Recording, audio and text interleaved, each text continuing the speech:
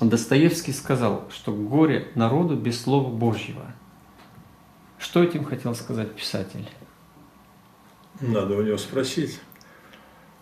Писатель ведь много сказал, и у него даже и в каждом произведении несколько таких ключевых героев, которые говорят.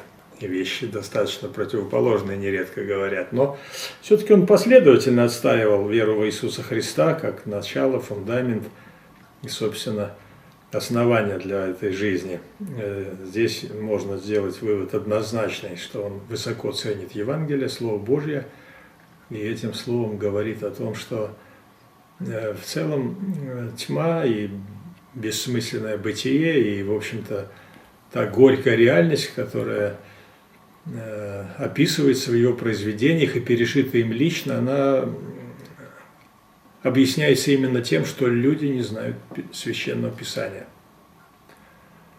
А вот если так оставить эти реальности его конкретной жизни и ту картину, которую он описывает в своих произведениях, вот здесь передо мной лично возникает та ясная и четкая определенность.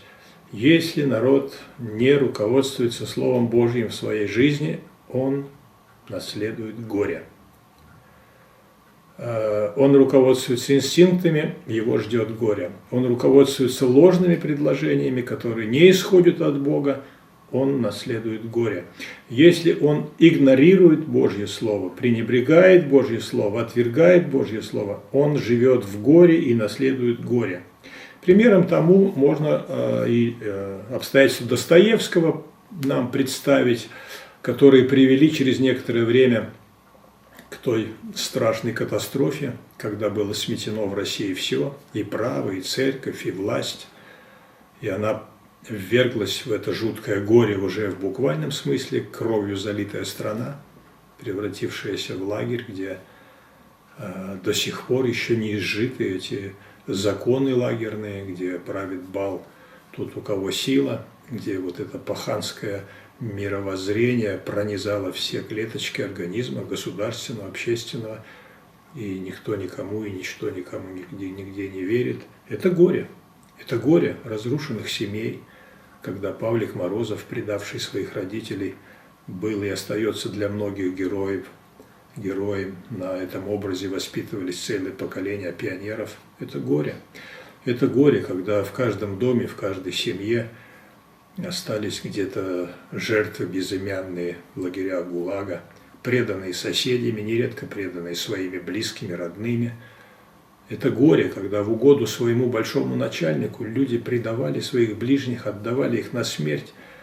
Это горе, когда паства церкви разрушала церковь, убивала священников. Это горе. И то, что сегодня мы переживаем, вот эту эйфорию кажущегося строительства нового, без возвращения к основам, где без настоящего обращения к Богу, без того, чтобы Священное Писание, Слово Божье стало для меня законом семьи, законом моего внутреннего вот этого основополагающего преображения, когда из мусора жизни все это исторгнутое, и только лишь божественный глагол становится определяющим меня как личность, потому что именно перед Богом я эту личность только и могу создать, а все остальное обломки, как бы они ни выглядели привлекательно. И это горе пьянства массового повального, это горе разводов массовых, это горе детей-сирот, которым нет числа, это горе бесчисленных абортов, это горе безнадеги, которое в глазах наших соотечественников, которые так и не взяли в руки Священное Писание. Это горе. Это горе каждого человека, который приходит к концу своей жизни, случилась ли она, скажем так, по старости, прожитой доброй жизни или неожиданно по болезни. Человек завершает земное путешествие, у него умирает тело, а его сознание, его дух и душа с трепетом и страхом смотрит за эту мрачную дверь, за которую он сейчас должен перейти. Что там его ждет? Этот страх и ужас парализует его, и муки вечные ждут его. Это горе.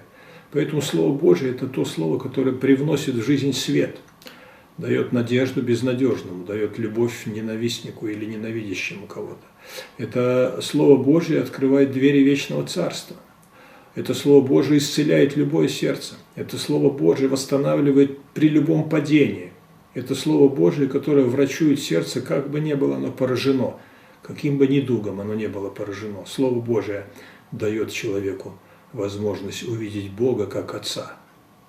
И Слово Божие дает самому оставленному одинокому сироте найти своего Отца и возвратиться в дом Отца, в доме Отца, где есть мир, любовь, где царит справедливость, где нет болезни, где нет плача, где настоящее благоденствие. Это в Доме Божьем. И дорога туда через познание Божьего Слова.